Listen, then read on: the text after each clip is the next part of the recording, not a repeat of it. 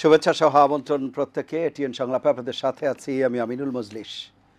দর্শক, আপনারা জানেন সমসাময়িক ও জনগুরুত্বপূর্ণ বিভিন্ন বিষয় নিয়ে আমাদের আলোচনা অনুষ্ঠান।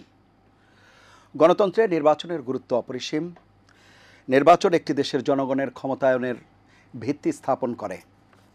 একটি নির্বাচন সেটি যদি সুষ্ঠু, অবাধ, নিরপেক্ষ হয় তাহলে সরকারকে জবাবদিহি করে, জনগণের মত প্রকাশের স্বাধীনতাকে নিশ্চিত করে, সর্বোপরি রাজনৈতিক স্থিতিশীলতা নিশ্চিত করতে সহায়ক ভূমিকা পালন করে। দীর্ঘ 16 বছর এর অধিক সময় ধরে নির্বাচন দেশে সকল প্রকার নির্বাচনই সেই অর্থে সুষ্ঠু হয়নি, অবাধ হয়নি, জনমতের প্রতিফলন ঘটেনি। সঙ্গত কারণেই জনগণের ভেতর ভোটের আকাঙ্ক্ষা রয়েছে। পরিবর্তিত পরিস্থিতিতে তাই ভোট কতটা সুষ্ঠু, গ্রহণযোগ্য, নিরপেক্ষ, অবাধ হতে পারে সেগুলো নিয়ে নানা আলোচনা হচ্ছে।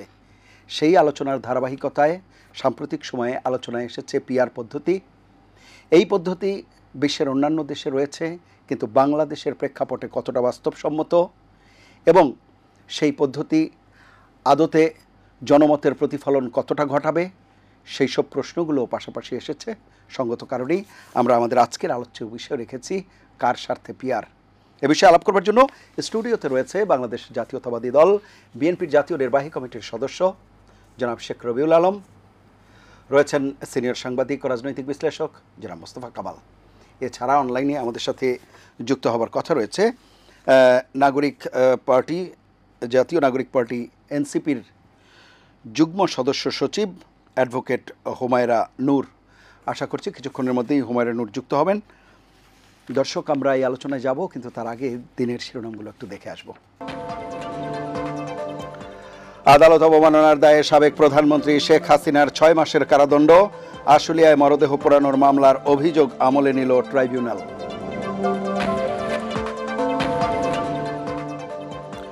গণতন্ত্রের ভিত্তি রচনায় রাষ্ট্র সংস্কারে অনেক ছাড় দেওয়া হয়েছে, সব ইস্যুতে সমঝোতা নয়, হুঁশিয়ারি তারেক রহমানের। জনগণের প্রত্যাশাকে সবচেয়ে বেশি প্রাধান্য দেয় বিএনপি। ভারতের দালালির দিন শেষ, হুঁশিয়ারি নাহিদ ইসলামের। সীমান্তে আর একটি হত্যাকাণ্ডও মেনে নেওয়া হবে না, তিস্তা মহাপরিকল্পনা নিয়ে টালবাহানা নয়। তত্ত্বাবধায়ক সরকার ব্যবস্থা পুনঃপ্রবর্তন চায় সব রাজনৈতিক দল, ঐক্যমতে পৌঁছানোর বিষয়ে আশাবাদ আলী রিয়াজের। এবং আলোচিত ম্যাজিস্ট্রেট তাপসী তাবাসসুম বরখাস্ত, এনবিআরের 3 সদস্য ও 1 কমিশনারকে অবসরে পাঠালো সরকার।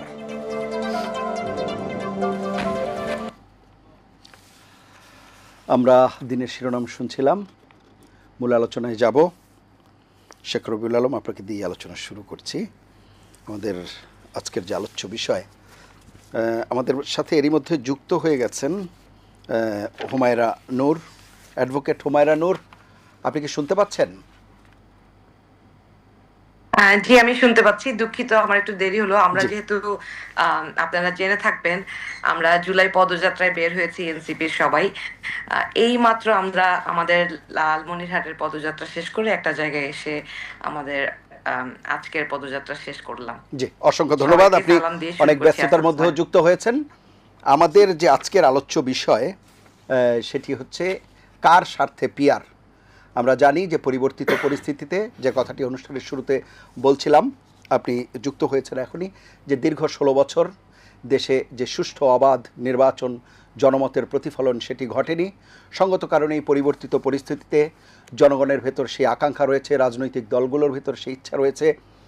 পাশাপাশি ভোটকে কিভাবে আরও গ্রহণযোগ্য এবং অবাধ সুষ্ঠু করা যায়, জনমতের প্রতিফলন ঘটানো যায়, সে নিয়ে নানা রকম কথাবার্তা চলছে। তারই ধারাবাহিকতায় পিআর পদ্ধতি নিয়ে আলাপ আলোচনা চলছে। এই পিআর পদ্ধতি দেশের বাস্তবতায়, আমাদের দেশের প্রেক্ষাপটে কতটা বাস্তবসম্মত, সেই বিষয়গুলো নিয়ে আমরা আলাপ করব। যার কারণে আমাদের আজকের আলোচ্য বিষয় আমরা রেখেছি কার স্বার্থে পিআর। আপনার দলের অবস্থান, বক্তব্য শুনব। ধন্যবাদ ভাই আপনাকে। দেখেন, আমরা আসলে আমাদের দল যেটা চেয়েছে সেটা হচ্ছে উচ্চ কক্ষে আমরা সংখ্যানুপাতিক হারে যাতে আসন বন্টন হয় সেইটা চেয়েছি আমরা। এই বিষয়ে মোটামুটি সবাই, সবগুলো রাজনৈতিক দল, একটি রাজনৈতিক দল এবং তাদের সমর্থক দল ছাড়া বাকি সবাই আসলে সমর্থন দিয়েছে। বিষয়টা যেখানে আপনারা যদি ঐক্যমত্য কমিশনের আলোচনাগুলো শুনে থাকেন, সেই দিনও আমাদের দলের অ্যাডভোকেট জাভেদ রাসিন উনি গিয়েছিলেন ঐক্যমত্য কমিশনের মিটিং এ। উনিও বলেছেন যে দেখেন সকাল থেকে মিটিং শুরু হয়ে হলো, এতটা পর্যন্ত মিটিং চললো, ঠিক এখানে গিয়ে আটকে যায়।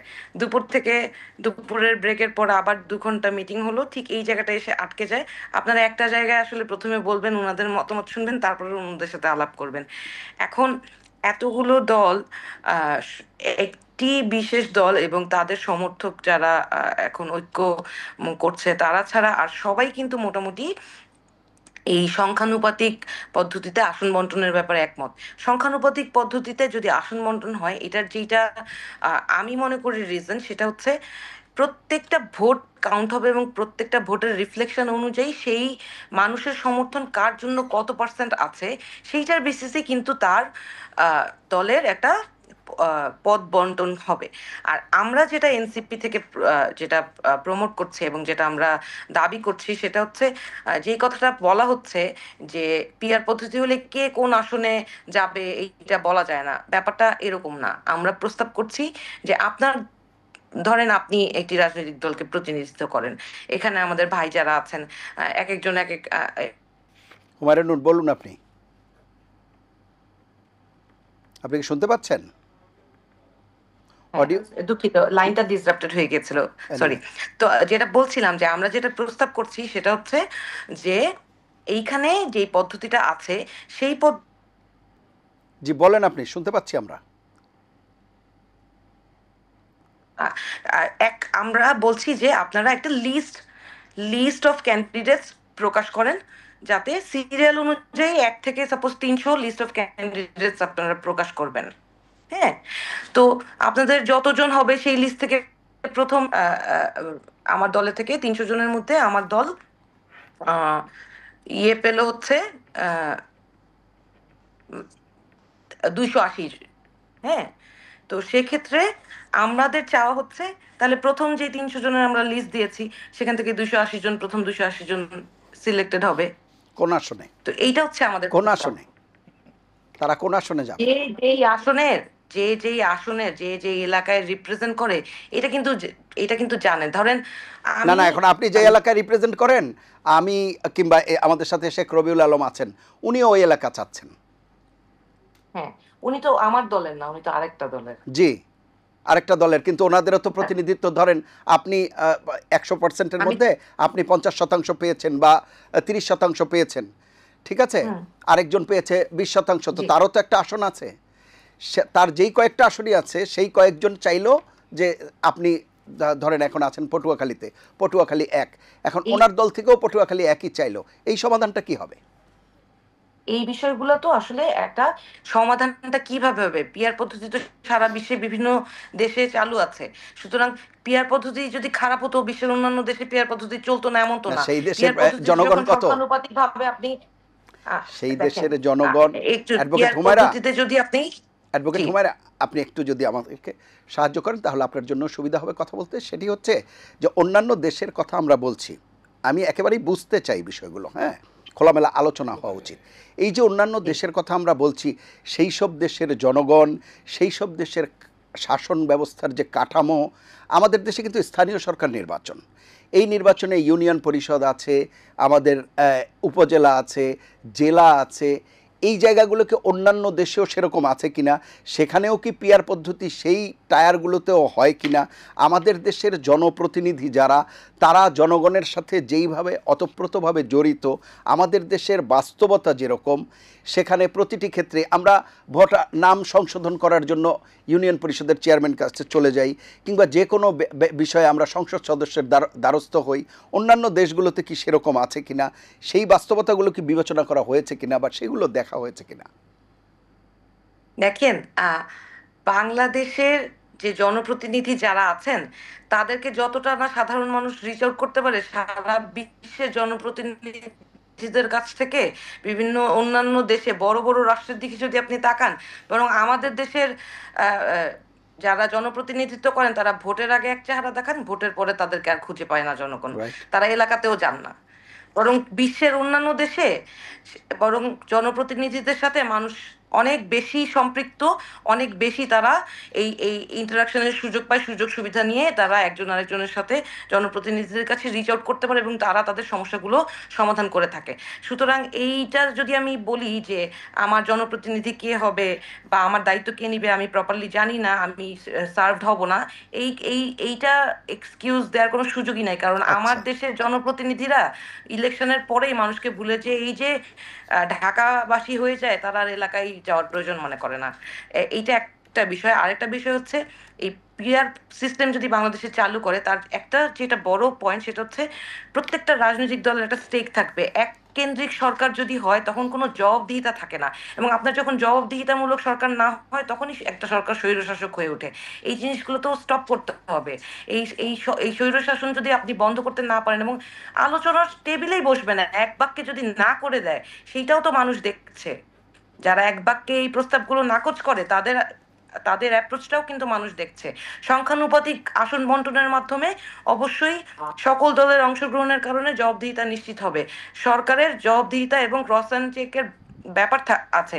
এই জিনিসটাতে এনশিওর করার এখন থেকে স্টার্ট করতে হবে। আপনারা আলোচনা করেন যে কিভাবে করলে বাংলাদেশের জন্য এটা মোর অ্যাডাপটিভ ওয়ে হবে। আলোচনাই করবেন না, মানে সব সব জায়গায় যদি এমন হয় যে তা সব মানে তাল গাছটা আমার, দ্যাটস নট রাইট, তাই না? মানুষ তো বোঝে, মানুষ এখনকার মানুষ এই ডিজিটাল যুগে সারা বাংলাদেশের মানুষ এত সচেতন। এই এই বিগত মানে 20-30 দশকেও এরকম দেখা, মানে 2-3 দশকেও এরকম দেখা যায়নি যে মানুষ এতটা রাজনীতি সচেতন। মানুষ এখন বোঝে, মানুষকে বোঝে না বলে বোকা বানানোর কোনো সুযোগ নেই। অসংখ্য ধন্যবাদ। আমি আবারও আসবো আপনার কাছে, আমি একটু শুনে আসি। শেখ রবিউল আলম, আপনার কাছে শুনবো যে বিষয়টি আমাদের আজকের আলোচ্য বিষয়, কার স্বার্থে পিআর। পিআর প্রসঙ্গে কথা হচ্ছিল। আমাদের হুমায়রা নূর, অ্যাডভোকেট হুমায়রা নূর বেশ কিছু প্রসঙ্গ উল্লেখ করেছেন যে কিভাবে এটি বাস্তবায়ন করা যায় বা এর পক্ষে কিংবা এটির সুবিধা যদি আমরা বলি, সেই জিনিসটি আপনার কাছে কি মনে হয়? ধন্যবাদ আপনাকে, প্রিয় দুই সহ আলোচক এবং যারা এই মুহূর্তে এটিএন বাংলার সাথে যুক্ত আছেন। হুমায়রা নূর প্রথম একটা কথা বলছেন যে উচ্চ কক্ষের ব্যাপারে ওনাদের পিআর, সেটা নিয়ে আলোচনা করা যেতে পারে। কিন্তু আমাদের জনপ্রতিনিধি নির্বাচন যদি বলেন, সেটি পিআর পদ্ধতির কোনো বাস্তবিক প্রয়োগ বাংলাদেশে প্রয়োজন আছে বলে কেউ মনে করে না। কেউ মনে করে না বলছেন? হ্যাঁ, ইসলামী কেউ শাসনতন্ত্র মনে করে? শাসন রাজনৈতিক দল বললেন, আমি বলছি আচ্ছা, মানে জনগণ মনে করেন না। কেন মনে করেন এর কারণ আছে। কথাটা হচ্ছে আমরা প্রত্যক্ষ ভোটের মাধ্যমে জনপ্রতিনিধি নির্বাচিত করি, তাই তো? তারপর জনপ্রতিনিধিরা পার্লামেন্টে প্রতিনিধিত্ব করে। জনপ্রতিনিধি নির্বাচিত যারা হয় তার সংখ্যাধিক্যের ভিত্তিতে সরকার গঠন হয়। এই পদ্ধতি কি ব্যর্থ হয়েছে কিনা? আমরা কি জনগণের প্রত্যক্ষ ভোটে জনপ্রতিনিধি নির্বাচিত করতে পারছি কিনা? পারছি তো, অবাধে পারছি, যদি দল নিরপেক্ষ সরকারের অধীনে নির্বাচন হয়। তো সেই পদ্ধতিটার প্রয়োজন কেন দেখা দিল? একটাই কারণ, সেটা হচ্ছে যে আমরা জনপ্রতিনিধি নির্বাচন করতে চাই না, দল নির্বাচন করতে চাই। পার্থক্যটা এই জায়গায়, দল নির্বাচিত করতে চাই। আরেকটা জায়গা হলো কি, অযোগ্য এবং ধরেন অজনপ্রিয়দের ক্ষমতার অংশ করতে চাই। সেটি যদি হয় যে আপনি রাজনৈতিক দল করেছেন মানে ক্ষমতার অথবা ধরেন পার্লামেন্টের একটা অংশ অবধারিতভাবে চান, এই মানসিকতা যদি আপনার মধ্যে থাকে, মানে দলের কর্তৃত্ব, দলের নেতৃত্ব, দলের ইচ্ছা, দলের অনিচ্ছা, দলের সুবিধা অসুবিধা যদি আপনি রাষ্ট্র ব্যবস্থাপনায় প্রতিষ্ঠিত করতে চান, তাহলে ঠিক আছে, পিআর। আর যদি আপনি জনগণের অধিকার, আপনি যদি জনগণের ক্ষমতায়ন, আপনি যদি জনগণের পছন্দ অপছন্দ, কল্যাণ অকল্যাণকে প্রতিষ্ঠিত ধারণ করেন বা প্রতিষ্ঠিত করতে চান, সমৃদ্ধিকে যদি প্রতিষ্ঠিত করতে চান, তাহলে জনগণের প্রত্যক্ষভাবে তার প্রতিনিধি নির্বাচনের সুযোগ দিতে হবে, এর কোনো বিকল্প নেই। পিআরের যে সীমাবদ্ধতা, আপনি যদি নিম্নকক্ষে যান, উচ্চ কক্ষে আমি প্রথমেই বলেছি সীমাবদ্ধতা আপনি বলবেন, কিন্তু অ্যাডভোকেট হুমায়রা নূর যেটি বলেছেন যে এই পদ্ধতিতে প্রতিটি ভোট খুবই সিগনিফিক্যান্ট হয়, প্রতিটি ভোটের একটা মূল্য থাকে। গুড, কারণ আপনি 25% ভোট পেলেন, আরো 3 জন আছে, তারা মিলে হয়তো 75%। আপনি আমাকে একটু বলেন তো, গণতন্ত্র কি প্রত্যেক ভোটের মূল্যায়নের জন্য নাকি সাংখ্যাধিক্যের শাসন? আমাকে একটু বুঝান তো। সংখ্যাধিক্যের শাসন, সাংঘাতিকের শাসন। তো গণতন্ত্র প্রতিযোগিতা থাকবে উনারা আর আমার মধ্যে, যিনি অধিক গ্রহণযোগ্য হবেন, অধিক রায় পাবেন, তিনি বিজয়ী হবেন। এটাই তো গণতন্ত্রের সৌন্দর্য, এটাই তো প্রতিযোগিতা। কিন্তু ওনারা তো বলছেন কিন্তু ওনারা তিনজন আপনি মিলে কেন বেশি। মনে করছেন যে রাজনৈতিক একটা দল হলেই ক্ষমতার অংশ হওয়া যাবে? এটা কি গণতন্ত্র নাকি সংরক্ষণতন্ত্র? কোঠা, এটাও এক ধরনের কোটা। কোঠা না। এখন আমার জনপ্রতিনিধি আমি নির্বাচিত করব, জনপ্রতিনিধিকে চিনব না, তার সম্পর্কে কিছু জানি না। আপনি আমাকে একাধিক অপশন দিচ্ছেন না ভালো জনপ্রতিনিধি বেছে নেওয়ার জন্য। 5 জন প্রার্থী আছে, আমি কি চাই এই 5 জনের মধ্যে বেশি যোগ্য প্রার্থীটাকে আমার জনপ্রতিনিধি করতে। আমার সে সুযোগ নাই। দল নির্বাচন করবে, দল নির্বাচন করবে। দ্বিতীয়ত হচ্ছে আপনি এমপি হলেন, একটা আসন বন্টন করে দিলেন যে পটুয়াখালী 3-এর এমপি হচ্ছেন মিস্টার রহিম। পটুয়াখালী 3-এর মানুষের সাথে তার কোনো সম্পর্ক নেই। আপনি প্রশাসকের মতো নিয়োগ করে দিচ্ছেন, উনি ওই এলাকা দেখভাল করবে। ওই এলাকার মানুষের দৌড়গুড়ায় যাওয়ারও তার সুযোগ হয়নি। খেয়াল করেন তো। তো ডিসিএসপিদের মতো সরকার থেকে ইম্পোজ হয়ে গেল, দল থেকে ইম্পোজ হয়ে গেল। না, হুমায়ুন বলছেন যে এগুলো আলোচনা করে হয়তো সমাধান এর করা কোনো যেত। সমাধানই নাই আলোচনার। এই সীমাবদ্ধতা আছেই পিয়ারে। না, পিয়ারটা কোথায় হয়েছে শুনুন। পটুয়াখালীর তো স্থানীয় যারা আছেন তাদের মধ্য থেকেও তো হয়তো নির্বাচন করা যেতে পারে। কিভাবে আপনি নির্বাচন করেন? আমি পেয়েছি ধরেন 13টা সিট, আমি 13টা লিস্ট দিয়ে দিলাম আমার পটুয়াখালী 3। আমার দল নির্বাচিত হয়েছে 13টা সিট পাওয়ার জন্য। কিন্তু পটুয়াখালীর মানুষ কি জানেন যে এনসিপির মিস্টার রহিম এসে পটুয়াখালীর প্রতিনিধিত্ব করবেন? তাদেরকে জানানো হয়েছে, তাদের অবগত করা হয়েছে। তারা সেই প্রতিনিধিকে বেছে নেওয়ার সুযোগ পেয়েছেন, ভোট দেওয়ার সুযোগ পেয়েছেন? পাননি। অর্থাৎ গণতন্ত্রের যে সৌন্দর্য, যে প্রতিযোগিতা, জনপ্রতিনিধি বাছার যে সুযোগ, তার থেকে আপনি জনগণকে বঞ্চিত করছেন। দল করেই ক্ষমতার অংশ হওয়ার চেষ্টা করছেন। উন্নত বিশ্বে আছে, উন্নত বিশ্বে আছে, কিছু কিছু জায়গায় আছে যেখানে জনগণের রাজনীতিবিদদের প্রতি আগ্রহ কম আছে এবং রাজনীতিবিদরা জনগণের দৌড় গোড়ায় গিয়ে রাজনীতি করেন না। সেখানের স্থানীয় প্রশাসন এবং রাষ্ট্র ব্যবস্থাপনা জনস্বার্থ নিশ্চিত করে। মেম্বার অফ পার্লামেন্টরা শুধুমাত্র দলের হয়ে আইন প্রণয়নের কাজে নিয়োজিত থাকে, জনগণের সাথে সম্পৃক্ত হওয়ার প্রয়োজন তাদের পড়ে না, দায়িত্ব পড়ে না। পার্লামেন্টে বসে নতুন আইন প্রণয়ন, সংশোধন, আপনার পরিমার্জন, পরিবর্তন, এই সমস্ত কাজে তারা ব্যস্ত থাকে। তাদের সাথে জনগণের কোনো সম্পর্কও নাই এবং জনগণও ওইসব রাজনীতিবিদদের নিয়ে আগ্রহী না। এরকম একটা জায়গায় তারা চলে গিয়েছেন। মানে জনগণ কোনো কোনো সময় রাজনীতি বিমুখ হয়েছেন, কারণ রাষ্ট্রের কাছ থেকে তারা সকল সুবিধা পাচ্ছেন। আর আমাদের এই যে গণতন্ত্রের গ্লুমিং বলেন, আর্থসামাজিক সমৃদ্ধ বলেন, এখানে মেম্বার অফ পার্লামেন্টের জনগণের দৌড়গোড়ায় যেতে হয়, তারপর তাদের সমস্যা শুনতে হয়, সমাধানেও পার্লামেন্টে কাজ করতে হয়, সরকারের নজরে আনতে হয়। আমাদের রাষ্ট্র ব্যবস্থাপনা কিন্তু এখনো পর্যন্ত আর্থসামাজিকভাবে প্রতিষ্ঠিত না, জনস্বার্থ বা জনকল্যাণ নিশ্চিত করবার জন্য। এখনো কিন্তু জনপ্রতিনিধিদের জনগণের কল্যাণের জন্যই ব্রত থাকতে হয়, চেষ্টা করতে হয়, নজরে আনতে হয় সরকারকে। এখন ধরেন আপনি জনগণের যদি, তাহলে কি হলো যে জনগণের ক্ষমতায়নটা হচ্ছে না? কি হচ্ছে? দলের ক্ষমতায়ন, দলের ইচ্ছা অনিচ্ছা প্রতিষ্ঠিত হচ্ছে।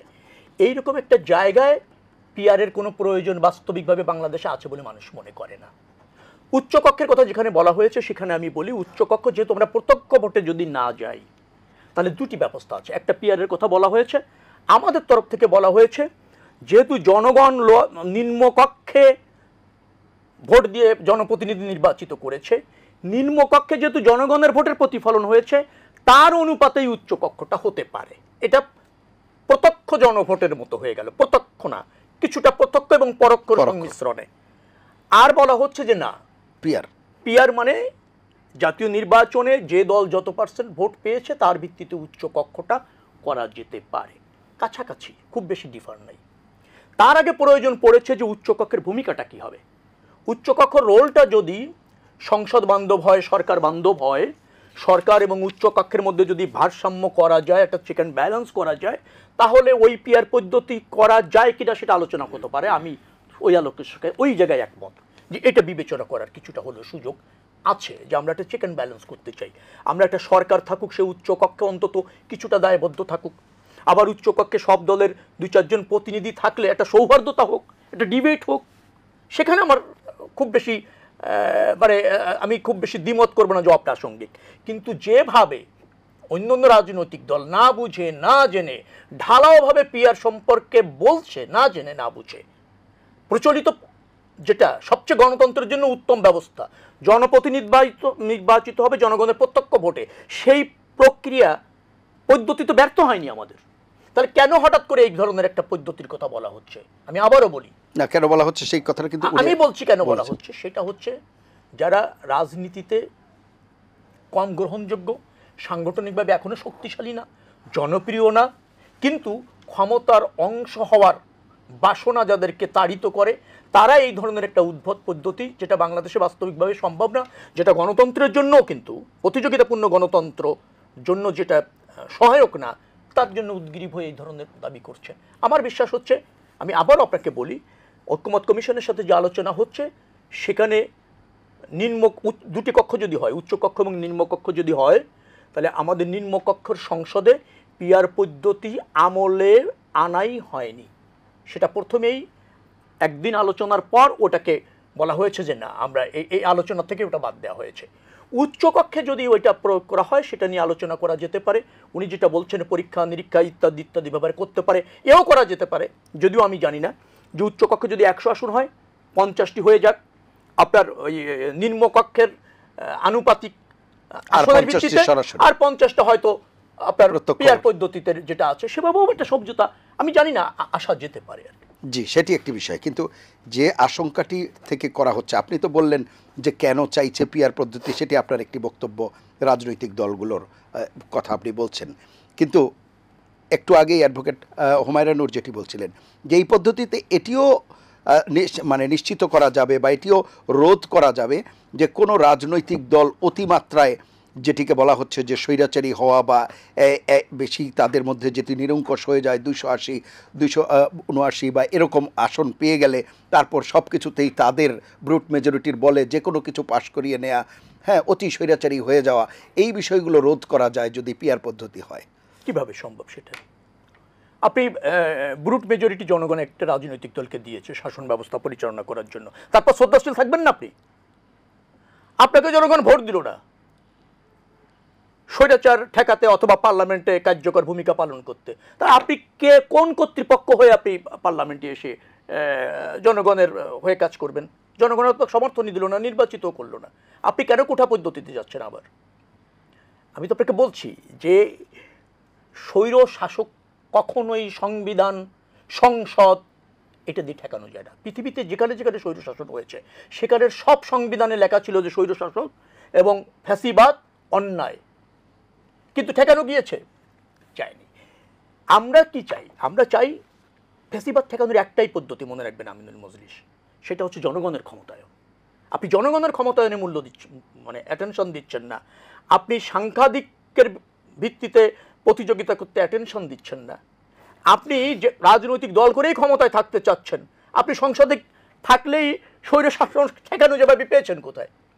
পৃথিবীতে যারা ক্ষমতায় যায় তারা স্বৈরশাসক যখন হয় রাষ্ট্রযন্ত্র ব্যবহার করে গায়ের জোরে শাসনতন্ত্র যেটা আছে সেটাকে ছুঁড়ে ফেলে দিয়ে স্বৈরশাসক হয়েছে। তো আপনি সেই পদ্ধতিটা হবে, সব দল স্বৈরশাসক হবে, তাহলে আমরা ফ্যাসিবাদ হটালাম কেন? আর যারা ফ্যাসিবাদের বিরুদ্ধে সংগ্রাম করলো আমরাই তো করেছি, এনসিপি করুক, বিএনপি করুক, জামাতে ইসলাম করুক, অন্য রাজনৈতিক দল করুক, এরাই তো করেছে, তো তারা আবার স্বৈরশাসক হবে কেন? এই স্বৈরশাসকের ভূত মাথার থেকে সরতে হবে, নিজেদের সংশোধন হতে হবে, প্রতিযোগিতাপূর্ণ গণতন্ত্র এবং প্রতিযোগিতাপূর্ণ নির্বাচনের উপর বিশ্বাস রাখতে হবে, জনকল্যাণ ধারণ করতে হবে, ক্ষমতার অংশ হওয়ার মানসিকতা বাদ দিয়ে জনগণের দ্বারস্থ হতে হবে। সেটা যদি করেন আর জনগণের যদি ক্ষমতায়ন হয়, একমাত্র আপনি স্বৈরতন্ত্র বা ফ্যাসিবাদী আপনার নিয়ন্ত্রণ করতে পারবেন, প্রতিরোধ করতে পারবেন। এছাড়া অন্য কোনো সংবিধান বলেন, পিআর বলেন, আর ধরেন সংসদের ক্ষমতা খর্ব করে বলেন, আপনি ফ্যাসিবাদী এই প্রক্রিয়া নিয়ন্ত্রণ করা যায় না। আমি আসবো আবার আপনার কাছে। মোস্তফা কামাল, শুনছিলেন দুজনের বক্তব্য, যুক্তি আছে দুদিকেই, আর এগুলো নিয়ে আলোচনা হওয়া ভালো। এক সময় তো কথাই হয়নি বা কথাবার্তাও হতো না এসব নিয়ে। আর একটা বিষয় এখানে খুব পরিষ্কার করা দরকার আছে, নির্বাচন আর ভোট দুই জিনিস।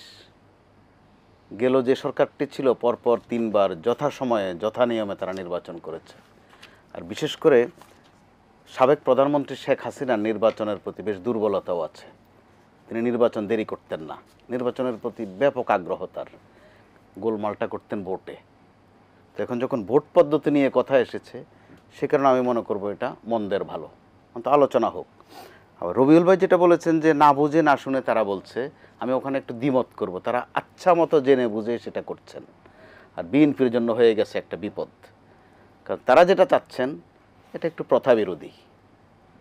আমাদের এখানে প্রথাগত যে পদ্ধতিতে আমরা আছি, আমরা ব্যক্তি নির্বাচন করতে গিয়ে প্রকারান্তরে দিন শেষে দল নির্বাচন করি, যদিও বলি জনপ্রতিনিধি, সত্য। তো ওই ক্ষেত্রে যদি আমরা আলোচনায় বেশি স্বতন্ত্র প্রার্থীও কিন্তু থাকে, তিনিও থাকেন। তো এখন উচ্চ কক্ষ নিম্ন কক্ষ কথা এসেছে, এটা নিয়েও হোক, অন্তত কক্ষ ভাগ হোক দুটা। এরপরে কোনটাতে আমরা ভোটের সংখ্যানুপাত করব, কোনটাতে করব না, এই আলোচনাগুলো সামগ্রিকভাবে আমাদের জন্য কল্যাণকর, ঝগড়ার বিষয় নয়। একটা পদ্ধতিতে বা একটা কিছুতে সাব্যস্ত অবশ্যই হব। আর নতুনত্ব নিয়ে একটু গোলমাল বাঁধেই। আর আমাদের ভোটের যে প্রথাগত পদ্ধতি, এটা তো একটু গোলমাল আছে। ধরুন ভোট 20টা, দাঁড়ালাম আমরা 3 জন, আপনি পেলেন 8 ভোট, আপনি ফার্স্ট হয়ে গেলেন। রবিউল ভাই পেলেন 7 ভোট, আমি পেলাম 5 ভোট, তাহলে আমি থার্ডের কোনো গুরুত্ব নাই। তিনি দ্বিতীয় হলেন, ওনারও কোনো গুরুত্ব নাই, কিন্তু 7টা ভোট পেয়েছেন। তো আপনার বিপক্ষতে 12টা ভোট আছে, আপনি 8 ভোট পেয়ে পাশ করে ফেলেছেন, জনপ্রতিনিধি হয়ে গেছেন, আপনার বিপক্ষতে 12টা ভোট আছে আরও। অর্থাৎ তারা যেটা একটা যুক্তি দিতে চাচ্ছে যে প্রতিটা ভোটের যেন একটা মূল্যায়ন থাকে, এটা তো ভালো আলাপ।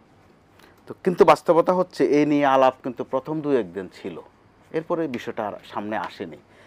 কিন্তু গত সপ্তাহে যখন হাত পাখা বিশাল সমাবেশ করলো, আবার নতুন করে সাউন্ড করলো, আমরা দেখলাম অনেকটা ম্যাজিকের মতো জামাতে ইসলামী এবং নতুন ছাত্রদের সংগঠন এনসিপি আবার একটা মোটামুটি পুরনো একটা বিষয়কে তারা তাজা করতে, ইভেন গণ অধিকার পরিষদ তারা তাজা করতে বেশ সক্ষম হয়েছে। সমান্তরালে বিএনপি বিব্রতকর অবস্থায় পড়ছে। প্রথাগত পদ্ধতিতে সামনে কারা নির্বাচন আসবে, সেটা ফেব্রুয়ারিতে হোক, মার্চে হোক, আর এপ্রিলেই হোক, ওই নির্বাচনে কারা জয়ী হবে সেটা মোটামুটি ফয়সালা আছে। কিন্তু কারা বিরোধী দল হবে ওইটা নির্ণয় করা বড় কঠিন হয়ে যাচ্ছে। নির্বাচনে যদিও টার্গেট থাকে সরকারে কে যাবে, কিন্তু আমাদের সামনের যে নির্বাচনটা আসছে এতে মূলত নির্ণয় করার বিষয় হয়ে গেছে যে বিরোধী দলে কে যাবে। ওখানে কিন্তু বিশাল এক গোলমাল। তো এরকম অবস্থায় যে আলোচনাগুলো যদি সুন্দর করে হয় খারাপ না, কিন্তু উদ্দেশ্যমূলকভাবে যদি বিভ্রান্তি তৈরি করার জন্য হয়ে থাকে, যেটা বিএনপি ভয় পাচ্ছে, রবিউল ভাই এখন পর্যন্ত বলেননি, তার দল থেকে বলা হয়েছে যেগুলো শুধুই নির্বাচনকে প্রলম্বিত করা বা বিলম্বিত করা, এমনও বলছে যে নির্বাচন না করার একটা ষড়যন্ত্রের অংশ। তো সেটা হয়ে থাকলে অবশ্যই দুঃখজনক। তো এই ভোটের পদ্ধতির পাশাপাশি যদি আজকে আলোচনায় হতে পারতো, আমাদের জন্য খুব জরুরি ছিল যে আমরা যাদেরকে জনপ্রতিনিধি বলি আসলে তারা সত্যিকারের জনপ্রতিনিধি কিনা। দেখা গেল তিনি ইয়াবা কারবারিদের প্রতিনিধি, কোনো একটা দল তাকে পছন্দ করে, কিন্তু তার নাম হচ্ছে জনপ্রতিনিধি, উনি তো ইয়াবার প্রতিনিধি। এবার দেখা গেল গোলমাল আরও পেকে গেছে, যে একদম ছি করছে চারদিকে। তখন বলল ঠিক আছে, ওনাকে একটু অফ রাখেন, ওনার স্ত্রীকে জনপ্রতিনিধি করে দেন। এই যে বোঝাপড়ার এক গোলমাল, আপনি নীতিগতভাবে খুব বিরোধিতাও করতে পারছেন না সকল গণতন্ত্রের কারণে। তো যেহেতু আমরা সবার মধ্যে এখন যারা আছে একটা উপলব্ধি এসেছে, যারা বিতাড়িত হয়েছে তারা বাদে, যে এইভাবে চলতে পারে না, ভোটের একটা পদ্ধতি আসুক। তো ওখানে ওই পদ্ধতির মধ্যে আমি এতক্ষণ যেটা বললাম এটা আসতে পারতো, আলোচনায় আসতে পারতো যে আমাদের যে মাননীয়, যাদেরকে আমরা বলি খুব সম্মান করে আদব কায়দা রক্ষা করে, এই মাননীয়র অর্থটা যেন ঠিক থাকে। তো ঠিক থাকে কি না, সম্ভবত কারো কোনো এজেন্ডা এখন পর্যন্ত আমার কাছে স্পষ্ট করে দেখা হয়নি আমার, যে আমাদের মাননীয়রা ইট রড সিমেন্টের কারবার করবেন তথাকথিত উন্নয়নের নামে। মাননীয়দের মূল কাজ হচ্ছে সংসদে আইন বিষয়ক কাজ করা, কিন্তু আমরা যেটা খেয়াল করি আইন বিষয়ক কাজে তারা খুব একটা যান না। তারা এলাকার রাস্তাঘাটের কাজ করেন, তাও উদ্দেশ্য কিন্তু রাস্তাঘাট না, উদ্দেশ্য ওখানে ঠিকাদারি, হয় উনি নিজে করেন অথবা ওনার বাইরে দিয়ে করেন অথবা ওনার শেলকরি দিয়ে করেন। এটাও গণতন্ত্র। অর্থাৎ গণতন্ত্র যে যার মতো করে, আপনি যেটা শিরোনামও করেছেন কার স্বার্থে পিয়ার, অবশ্যই জনস্বার্থে। রাজনীতিবিদরা যা করেন জনস্বার্থের বাইরে কিচ্ছু করেন না। বিগত সরকারটি যে দফায় দফায় ভোট নির্বাচনের নামে তামাশা করেছে, ওটার নামও ছিল জনস্বার্থে। শেষ পর্যন্ত যে পালিয়ে গেছেন ওইটাও জনস্বার্থে। অর্থাৎ জনস্বার্থটা শেষ পর্যন্ত এই পরিণতিতে যায়। আজকের যেমন ঘটনা, এটাও জনস্বার্থেই শোনানো হয়েছিল যে ইভিএম ইলেকট্রনিক ভোটিং মেশিন কেনার ক্ষেত্রে 3,000 কোটি টাকার দুর্নীতি হয়েছে। আপনি দেখেন আমরা বেমালুম কিন্তু ভুলে গেলাম। ওটাও করার সময় বলা হয়েছিল জনস্বার্থে। তো ওই দুর্নীতিটা কার স্বার্থে করেছেন? জনস্বার্থে। প্র্যাকটিক্যালি কার স্বার্থে? নিজেদের স্বার্থে। তো আমরা তো এই সময় এই বিষয়গুলো কিন্তু একটু সাব্যস্ত করতে পারতাম। বিশেষ করে এনসিপি হোক নতুন দল, বিএনপি হোক বড় দল, জামাতে ইসলামী মধ্যমমানের দল, অন্যান্য যারা আছে সবাই কিন্তু এই আলোচনাগুলো করতে পারতেন যে জনপ্রতিনিধিদের মর্যাদা বাড়ুক, আমাদের কোনো মাননীয় যেন কলকাতায় গিয়ে লাশ না হন, আমাদের কোনো মাননীয় যেন দুবাইতে গিয়ে কারাভোগ না করেন। এই আলোচনাগুলো কিন্তু কারো মধ্যে নাই। আপনি খেয়াল করে দেখুন, এরই মধ্যে বিভিন্ন জায়গায় একটা নির্বাচনী প্রতিযোগিতা আসলে শুরু হয়েছে। যতই উদ্বেগ থাকুক, উৎকণ্ঠা থাকুক, নির্বাচন কবে আছে প্রশ্ন থাকা ভালো, নির্বাচনী একটা প্রতিযোগিতা শুরু হয়েছে। বিএনপির প্রত্যেকটা আসনে 2-3 করে প্রার্থী, প্রত্যেকেই যোগ্য। এটাও ভালো দিক যে ক্যাপাবল প্রার্থী তৈরি হয়েছে। এনসিপি সারা দেশ কিন্তু চষে বেড়াচ্ছে। শেষ পর্যন্ত কত সিট পাবে ওটা পরের বিষয় থাকুক, কিন্তু তারা সারা দেশ চষে বেড়াচ্ছে এবং রেসপন্স পাচ্ছে, কম পাক বেশি পাক। জামাতে ইসলামী কিন্তু ফার্স্ট হয়েছে, সবার আগে তারা 300 আসনে প্রার্থিতা ঘোষণা করেছে। সিপিবি অথবা অন্যান্য নাগরিক ঐক্য যেসব পার্টি আছে তারাও কিন্তু খাটছে মাঠে, এটাও তো ভালো প্রবণতা। কিন্তু যদি বিতর্কের উদ্দেশ্যে এসব প্রশ্ন সামনে নিয়ে আসা হয়, বলা হয় যে এগুলো জনস্বার্থে, ওটা কিন্তু আমাদেরকে বোধহয় সামনে আরও ভোগাবে। এরই মধ্যে আমরা ভোগানোর নমুনা কিন্তু দেখছি। চট্টগ্রামে যেটা ঘটেছে, যে কাণ্ডকীর্তি পুলিশের সাথে, এটা আমাদেরকে ভালো বার্তা দেয় না। শেষ পর্যন্ত বোধ এই মুহূর্তের খবর হচ্ছে পটিয়ার ওসিকে ট্রান্সফার করা হয়েছে। আবার পুলিশও যে আচরণ করেছে ছাত্রদের সাথে, ছাত্রদের বলতে কিন্তু শুধু এনসিপি নয়, ছাত্রদলের ছেলেরাও ছিল, শিবিরের ছেলেরাও ছিল। এগুলো কিন্তু আমাদেরকে খুব বাজে বার্তা দিচ্ছে। আমরা এখানে ঐক্যমত্যের কথা বলছি ঢাকায় বসে বসে, তৃণমূলে গিয়ে দেখেন ভিন্ন ভিন্ন মত কাজ করছে। এখানের আবার যে ঐক্যমতটা বলা হচ্ছে, সুন্দর বলা হয়, এটা ঐক্যমত্য অর্থ কি? মতের এক জায়গায় আসা। কার মতের সাথে কার মত মেলানো? আপনার মতকে বলছেন আমি যেন আপনার মতের সাথে সামিল হই, আমারও তো কিছু মত থাকতে পারে, আমার মতকে আপনি গুরুত্ব দিচ্ছেন না। কিন্তু খেয়াল করে দেখুন, আপনি একটা মত সামনে রাখছেন, আমাদের দুজনকে বলছেন এটার সাথে আপনারা একমত হন। তো এটাও কিন্তু আরেক ধরনের বাজে প্রবণতা। বিএনপি যেটা রাগে হোক, ক্ষোভে হোক, দুঃখে হোক, মাঝে মধ্যে এদিক ওদিক করে বলে ফেলছে। আমি কিন্তু কয়েকটা ঘটনায় সামনে খুব বাজে নমুনা দেখছি। 1 জুলাই শেষ হয়ে গিয়ে আর 1 জুলাই কিন্তু শুরু হয়েছে, এখন পর্যন্ত জুলাই ঘোষণা কিন্তু আসেনি। এটা শুধু এনসিপির জন্য নয়, গোটা জাতির জন্য কিন্তু এটার মধ্যে একটা বাজে খবর আছে। তাহলে এখন পর্যন্ত চিটাগংয়ে যে ঘটনা ঘটেছে সেটা কিন্তু ফৌজদারি অপরাধ, যদি আপনি স্বাভাবিক দৃষ্টিভঙ্গিতে দেখেন।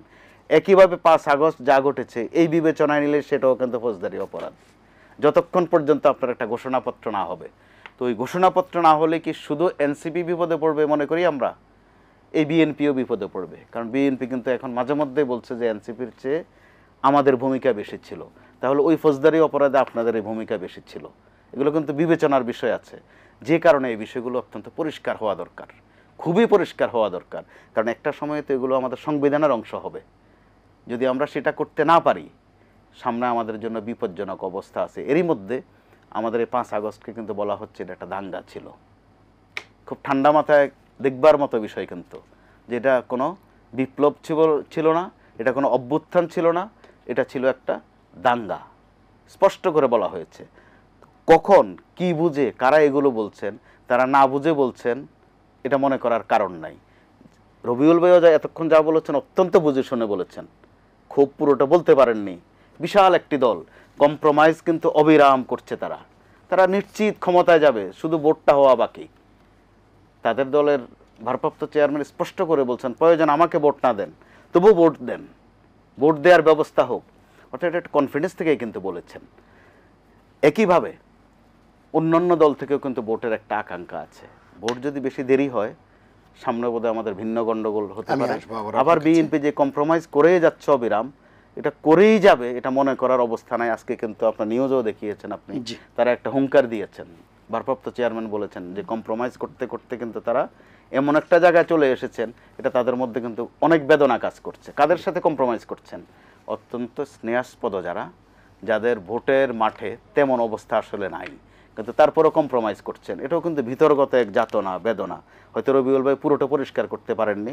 আমি গণমাধ্যম কর্মী হিসাবে আমার উপলব্ধিটুকু অসংখ্য ধন্যবাদ। সাবলীলভাবে আমি প্রকাশ আবার করলাম। আসবো আপনার কাছে। অ্যাডভোকেট হুমায়রা নূর, আপনার কাছে যাব। অ্যাডভোকেট হুমায়রা নূর, শুনছিলেন আপনি শেখ রবিউল আলমও বলছিলেন পিআর পদ্ধতির বিষয়ে আসলে ব্যক্তি নির্বাচনের চেয়ে দল নির্বাচন এবং যাদের সাংগঠনিক শক্তি কিংবা দলের অস্তিত্ব কিংবা দলের প্রতিনিধিত্ব চাওয়া হয় সংসদে যেন তেন প্রকারে, যে দল গঠন হলেই তাকে প্রতিনিধিত্ব করতে হবে, সেই ধারণা থেকেই কি এই পিআরের ব্যাপারে এত আলোচনা কিনা? দেখেন, রবিউল ভাই যেভাবে কথা বলছেন, বিষয়টা হচ্ছে উনারা মনে করেন বাজারে যে কথাটা চাওয়ার আছে যে বিএনপি ক্ষমতায় আসবেই, উনারা এখন নিজেদের ছাড়া এই যে কাউকে দেখছে না বা কাউকে স্পেস দিতে চাচ্ছে না কথা বলার জন্য আলোচনা করেন। আলোচনা করতেও সমস্যাটা কোথায়? পদ্ধতিগত এই বিষয়ে আলোচনা হতে পারে, এক বাক্যে না করে দেয়া মানে এইটাই একটা স্বৈরাচারী আসন। আচ্ছা হুমায়রা নূর, একটু আমি বলি, কেন বলছি আমাকে একটু 30 সেকেন্ড সময় দেবেন। না জেনে জি, কথা বললে। এই যে কথাটা বললেন আপনি যে একেবারেই আলোচনা উনি কিন্তু বলছে যে আলোচনার সুযোগ আছে, উচ্চ কক্ষে যে বিষয়টি আপনি বলেছেন সেই জায়গায় আলোচনার সুযোগ আছে, উনি স্পষ্টই বলেছেন। এটি একটি এইটাই বিষয়। এইটাই হ্যাঁ, যেমন উনি একটা প্রস্তাব বিষয়ে তো কিন্তু আলোচনা এখানে হচ্ছে। বসেই দিয়েছেন। আমরা আলোচনায় অংশ রবিউল ভাই নিচ্ছি না, কিন্তু আলোচনা একটা করছি প্রস্তাব না। এখানে বসেই বলছেন যে 50% হচ্ছে লোয়ার হাউস থেকে আসতে পারে, 50% হচ্ছে সংখ্যানুপাতিক না, আসতে এটা পারে। আমার একটা মত বলেছে। এটা কিন্তু একটা পজিটিভ সাইন। আমি মনে করি দিস ইজ জি। অলসো আ পজিটিভ সাইন যে এই যে একটা আলোচনা হচ্ছে, একটা প্রস্তাব সামনে আসছে। আমার ধারণা যে অভ্যুত্থানে যেই শক্তিগুলো কাজ করেছে তারা দীর্ঘদিনের একটা নির্যাতন নিপীড়নের ইতিহাস আছে। এনসিপির যেই ছেলেরা ছাত্র গণ অভ্যুত্থানে অংশগ্রহণ করেছে, তারা যারা ছাত্র গণ অভ্যুত্থানের ডাক দিয়েছে, তাদেরও কিন্তু একটা নিপীড়নের ইতিহাস আছে। এই যারা নির্যাতিত শক্তি, যারা এখন আসলে সময় এসেছে আলোচনা করে, আমাদের মধ্যে এমন কোনো বৈরিতা নাই যে আমরা সুন্দরভাবে আলোচনা করে একটা সিদ্ধান্ত নিতে পারবো না। একটা প্রস্তাব এসেছে, এই প্রস্তাবকে নেগেটিভলি না দেখে একটা আলোচনা করে, আমরা কিন্তু ঢালাওভাবে সবকিছু চাপিয়ে দেওয়ার পক্ষে না। আমরা বলছি আলোচনা করে একটা সিদ্ধান্তে আসলে যে জিনিসটা মানুষ বুঝবে না বলে ছেড়ে দেওয়ার সুযোগ নাই, বুঝানোর জন্য আলাপ করলেই সমস্যাটার সমাধান সম্ভব। আচ্ছা, এটাই আরেকটি আমি বিষয়, জি, আর ঐকমত, এই যে আপনি যেটি আলোচনার কথা বলছেন এবং আলোচনার স্পেস দেওয়ার কথা বলছেন, আপনার কাছে মনে হয় কি না এ যাবৎ ঐকমত কমিশনে যেসব প্রস্তাব এসেছে তার মধ্যে প্রায় গণমাধ্যমে যেটি এসেছে 89% মতো একমত হয়েছে, এবং এই 89% মধ্যে বৃহত্তর দল হিসেবে বিএনপির যদি সায় বা সম্মতি না থাকতো এই বিষয়গুলোতে, এবং বেশ কিছু বিষয় আপনি দেখবেন যেটি একেবারে খুবই বিএনপির জন্য হয়তো মানা কতটা দুঃসাধ্য ছিল একরকম, কারণ এটি সবাই একেবারে স্পষ্ট যে রাষ্ট্র ক্ষমতার বিষয়, সেই জায়গায় টানা 10 বা মানে 2 মেয়াদে বা 10 বছর প্রধানমন্ত্রী থাকে, সেটিও কিন্তু বিএনপি মেনেছে। তাহলে ছাড় দেওয়ার যে প্রসঙ্গের কথা বলা হয়েছে সেই জায়গায় ছাড় তো বড় দল হিসেবে বিএনপি দিচ্ছে, কিন্তু অন্যান্যরা কি সেই জায়গাটুকু তাদের যে একটা কঠোর মনোভাব সেখান থেকে কি অ্যাড করব? জি জি জি সেই জায়গা থেকে আসছে অন্যান্য দল, আমি নট অনলি এনসিপি, অন্যান্য যারা আছে সবাই কি তার যার যার অবস্থান থেকে আবার সরে আসছে? সেই জায়গাটা একটু বলবেন। দেখেন, প্রথমে একটা জিনিস স্পষ্ট করি, 10 বছরের বেশি ক্ষমতায় থাকতে পারবে না এই কথায় বিএনপি একমত হয়েছে, কিন্তু সারা জীবনে 10 বছরের বেশি ক্ষমতায় থাকতে পারবে না এই কথাটা কিন্তু আবার একমত হয় নাই। সুতরাং উনারা ছাড় কোন জায়গায় দিয়েছে না, বিষয়টা জাস্ট বুঝানোর জন্য মেনে নিয়েছে, যেটা আসলে ঘুরে ফিরে তাদের কথাই থাকছে যে 2 মেয়াদে একজন থাকবে, পরে যদি আবার ঘুরে আরেকবার গভর্নমেন্ট ফর্ম করে তখন একই ব্যক্তি কিন্তু আবার নতুন করে তার মেয়াদ শুরু করতে পারবে। বিষয়গুলো আলোচনার বিষয় আছে যে একদম ওনারা মেনে নিয়ে জিনিসটা প্লেইন অ্যান্ড সিম্পল এরকম না। আচ্ছা, আর আমাদের যদি ছাড় দেওয়ার বিষয়ে এনসিপির প্রশ্ন করেন, সেই বিষয়ে আপনি দেখেন, আমরা এই জুলাই প্রোক্লেমেশনের জন্য, জুলাই ঘোষণাপত্রের জন্য আমরা ডিসেম্বরের 31 তারিখে যে অবস্থান নিতে চেয়েছিলাম, যেই ঘোষণাপত্র ঘোষণা করার কথা ছিল, সেই ঘোষণাপত্র ঘোষণা করতে আমাদের দেয়া হয়নি। একটি বড় রাজনৈতিক দলের অসমর্থনের কারণে এই ঘোষণাপত্র তখন দেয়া হয়নি। আমাদেরকে জানানো হয়েছে যে 15 দিনের মধ্যে সবার সাথে আলাপ করে এই ঘোষণাপত্রটা দেয়া হবে। তারপরেও সেই ঘোষণাপত্র আর কোনোদিন আলোর মুখ দেখে নাই। তারপর দেখেন, আবার যখন আমরা 2 দফার তে আন্দোলন করলাম যে আওয়ামী লীগ নিষিদ্ধ করতে হবে, আওয়ামী লীগের কার্যক্রম নিষিদ্ধ করতে হবে এবং আমাদের জুলাই ঘোষণাপত্র দিতে হবে। তখন আমাদেরকে 30 কার্য দিবস সময় দেওয়া হলো, সেই 30 কার্য দিবসও কিন্তু পার হয়ে গিয়েছে। সুতরাং ছাড়ের জায়গায় আমরা কতটা ছাড় দিয়েছি সেই প্রশ্ন আসলে আর আর করার সুযোগ নাই, কারণ উত্তরটা সবার সামনেই আছে। জুলাই ঘোষণাপত্র আর জুলাই সনদ দুটো কিন্তু এক কথা না। জুলাই সনদ হচ্ছে এই সংস্কার বিষয়ে সবাই যেইটা আলোচনা করে একটা সিদ্ধান্তে আসবে, সেটা হচ্ছে জুলাই সনদ। আর জুলাই ঘোষণাপত্র হচ্ছে যেই ভাইয়েরা আমার শহীদ হয়েছে, যেই ভাইয়েরা আমার আহত হয়েছে, যেই বোনেরা আমার এত ত্যাগ তিতিক্ষা করছে, যেই পরিবারগুলো এখন তাদের স্বজনহারা বা তাদের স্বজনদের আহত অবস্থায় যেই যেই ট্রমার মধ্যে দিয়ে এই জাতি যাচ্ছে, এই এই এই এই ঘটনাটার একটা স্বীকৃতিপত্র সেইটা আজ পর্যন্ত পাইনি। এর চেয়ে বেশি বলিদান কি এনসিপি এর দাবির থেকে এনসিপি এর চেয়ে বেশি কি ছাড় দেওয়ার এর চেয়ে বেশি আর কি দিত? জি, অসংখ্য ধন্যবাদ। আমি আসলে আর আর জি জি আর বলেন। এইটা তো একটা বিষয়। আর এটা ছাড়াও আরো অনেকগুলো বিষয় আছে যেগুলো রবিউল ভাই বলছিলেন, যে দলকে সংসদে আসন ব্যবস্থা করে দেওয়ার জন্য আমরা এই এই প্রস্তাবগুলো উঠে আসছে। দেখেন, সর্বক্ষমতাময়ী কেউ হলে কেউ কখনোই সেটা ভালো হয় না। বাংলাদেশের যুগে যুগে সবাই দেখেছে যে স্বৈরাচার কারা হয়েছে, কিভাবে স্বৈর শাসকের পতন হয়েছে। আপনার 3 জোটের রূপরেখা কোনোদিন কোনোদিন বাঙালি দেখেছে? দেখে নাই। সুতরাং জুলাই সনদ বলে যে জিনিসটা আসবে বলে আমরা ধারণা করছি, সেটাও যে আসলে বাস্তব রূপ দেখবে সেটারও কিন্তু নিশ্চয়তা নাই। আপনারা এখন যদি বলেন যে একলা একটা দলই বড় দল হিসেবে সরকার গঠন করবে কারণ তারা অধিকাংশ ভোট পেয়েছে, তাহলে অধিকাংশ ভোটের জায়গায় যারা যারা কম ভোট পেয়েছে তাদের ভোটের কি কোনো দাম নাই? না না, নিঃসন্দেহে দাম আছে, কিন্তু যেটি এখানে বলা হচ্ছে অ্যাডভোকেট হুমায়রা নূর, যে আপনারা এই এই এই ভাবনা ভেবে মানে ভীত হচ্ছেন কেন যে বড় দল হিসেবে বিএনপি ক্ষমতায় আসুক বা তারাই স্বৈরাচারী হয়ে উঠবে? কারণ স্বৈরাচারী হটানোর জন্য যেই সব দলগুলো ক্রিয়াশীল ছিল তার মধ্যে তো বিএনপিও ছিল, অন্যান্য। সুতরাং এখন ভয় পাবার কারণটা কি? এই আশঙ্কা তৈরি হচ্ছে কেন? দেখেন, ওনারা কিন্তু এর আগে এই এই বিগত 15 বছরের আওয়ামী লীগ সরকারের আমলে বহুবার আন্দোলনের ডাক দিয়েছে, কেউ আসে নাই। আমরা অস্বীকার করছি না যে ওনারা নির্যাতনের শিকার হয় নাই, কিন্তু ওনাদের কোনো আন্দোলনই কিন্তু ওনারা সফল করতে পারেন নাই। ওনাদের হয়তো সমর্থন ছিল, কিন্তু ওনাদের এক্সপ্রেস এই বক্তব্যও ছিল যে এই আন্দোলনে আমরা সরাসরি সম্পৃক্ত না। সুতরাং ওনারা এখন যে দাবিটা করছেন যে ওনারা এই আন্দোলনের অংশ, সেইটা বলার আসলে ব্লান্টলি আপনি বলার সুযোগ আছে বলে সেটি তো আরেকটা নতুন বিতর্ক তৈরি করবে যে আন্দোলনের কৃতিত্ব। আমি সেই জায়গায় যেতে যাচ্ছি না। আন্দোলনে ওনাদের সরাসরি সমর্থন না থাকলেও ওনাদের অংশগ্রহণ ছিল, কোনোটাই আমরা অস্বীকার করছি না। কিন্তু উনাদের হাত দিয়ে এই সংবিধানে হাত পড়েছে, উনাদের হাত দিয়ে এই সংবিধানের পরিবর্তন হয়েছে, যে এই সংবিধান উনাদের এই এই বাংলাদেশে স্বৈরশাসক হয়ে ওঠার জন্য সংবিধানের যে স্পেসটা ছিল সেটা রাখা হয়েছে। সুতরাং এইটা আসলে উনাদেরকে এই এই এই সুযোগ দেওয়ার বা এই এই এই আস্থা রাখার সুযোগ নাই যে উনারা এই জিনিস আসলে মানে কোন জায়গায় ওনাদের হাতে সংবিধান, এই জায়গাটা একটু ক্লিয়ার করবেন দর্শকদের বোঝার সুবিধার্থে। দেখেন, এই যে প্রেসিডেন্টকে বানানোর পরিবর্তনটা সেটা কারা করেছে? কোনটা? প্রধান বিচারপতি যে প্রেসিডেন্ট হবে সেই সংশোধন কারা করেছে? আচ্ছা, কিন্তু এই বিএনপি সরকারই কিন্তু 96-তে এসে প্রেসিডেন্সিয়াল গভর্নমেন্ট থেকে প্রধানমন্ত্রী শাসিত। ওনারাও কিন্তু গণভোটের কথা বলেছিলেন, সেই গণভোট কি হয়েছে? হ্যাঁ, ওনারাও কিন্তু গণভোটের কথা বলেছে, সেই গণভোট কি হয়েছে? না না, গণভোটের কথা আমি বলছি না, আমি বলছি রাষ্ট্রপতি শাসিত সরকার চেয়ে সংসদীয় ব্যবস্থায়। কিন্তু সেই কথা কিন্তু উনারা পরবর্তীতে সেটার বাস্তবায়ন আর হয় নাই। সুতরাং এককভাবে উনাদের সরকার গঠন করার যে ইচ্ছা, সেটার আসলে সুযোগ নাই। সবাইকে নিয়েই জনগণের প্রত্যেকটা ভোট কাউন্ট করেই সরকার গঠন করা উচিত বলে আমি মনে করি।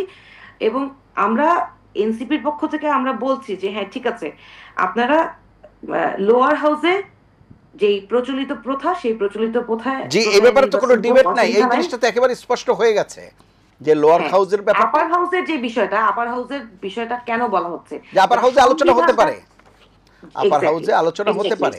এই বিষয়ে আমাদের কোনো দ্বিমত নাই। জি আপার হাউসের আলোচনাটা কেন বারবার আমরা এমফাসাইজ করছি, এটার কারণ হচ্ছে সংবিধান, আমাদের প্রস্তাব হচ্ছে সংবিধান পরিবর্তনের ক্ষেত্রে অবশ্যই আপার হাউসের সাথে কনসেনসাসের সাথেই সংবিধান পরিবর্তন করতে হবে। এবং আমাদের আপার হাউসের কিছু রোল জায়গায় কি হবে যথেষ্ট সেটাও কারণ কিন্তু আছে। নিশ্চিত করতে হবে। আলোচনা করেন, আলোচনা জি। করলেই সমাধান হবে। জি অসংখ্য ধন্যবাদ। আরো কিছু বিষয় আলাপ করবার ছিল। শেখ রবিউল আলম, না, আপনি আলোচনা করেন। জি। এত কথা শুনছেন, একটা প্রাসঙ্গিক পেলেন, আপনি পেয়েছেন কোন কথার মধ্যে? বিএনপি কোথায় সংবিধান গণভোট কোথায় করেছে? গণভোট চেয়েছিলেন আপনারা কোনোবার? কোথায়, কবে গণভোট? গণভোট তো সংবিধানে ছিল, পঞ্চদশ সংশোধনীতে আওয়ামী লীগ এটা নিষিদ্ধ করেছে। জাতীয় গুরুত্বপূর্ণ বিষয় তো আমাদের সংবিধানে গণভোট ছিল, পঞ্চদশ সংশোধনীতে আওয়ামী লীগ নিষিদ্ধ করেছে। বিএনপি কবে? উনি বললেন প্রধান বিচারপতিকে রাষ্ট্রপতি, কবে বিএনপি বানাতে চেয়েছে? উনি তো জানেন না, উনি তো অনুমান ভিত্তিক কথা বলছেন এবং তালগোল পাকিয়ে ফেলেছেন। আরও জেনে আসা উচিত কথা বলতে হলে। বাংলাদেশে এই সংবিধানটাকে জাতির প্রয়োজনে বিএনপি সবসময় ব্যবহার করেছে। পঞ্চম সংশোধনে বহুদলীয় গণতন্ত্র করেছিল। বিলুপ্ত আওয়ামী লীগ এবং জামাতি ইসলাম, তাদের রাজনৈতিকতার অধিকার ছিল না, বিএনপি ফিরিয়ে দিয়েছিল। দ্বাদশ সংশোধনে প্রেসিডেন্ট পদ্ধতি সরকারের জায়গায় প্রধানমন্ত্রী আপনার সংসদীয় পদ্ধতির সরকার বিএনপি প্রতিষ্ঠিত করেছিল। প্রেসিডেন্ট পদ্ধতির সরকার যদি হতো বিএনপির জন্য বেশি লাভবান ছিল, বিকজ বেগম খালেদা যে অনেক জনপ্রিয় ছিলেন শেখ হাসিনার চেয়ে। আমরা সংসদীয় পদ্ধতির সরকার আসছি কারণ গণতন্ত্রের জন্য ওটা একটা জবাবদিহিমূলক উত্তম ব্যবস্থা। তত্ত্বাবধায়ক সরকার আমরা প্রতিষ্ঠিত করেছি কারণ তত্ত্বাবধায়ক সরকারের অধীনে নির্বাচন ভালো হবে, সব দল সমান সুযোগ পাবে, জনগণ অবাধে ভোট দিতে পারবে, এই বিশ্বাস থেকে আমরা সংশোধন করেছি। তো বাংলাদেশের সংবিধানকে যতবার জনগণের কল্যাণে ব্যবহার করার জন্য সংশোধন দরকার আমরা করেছি।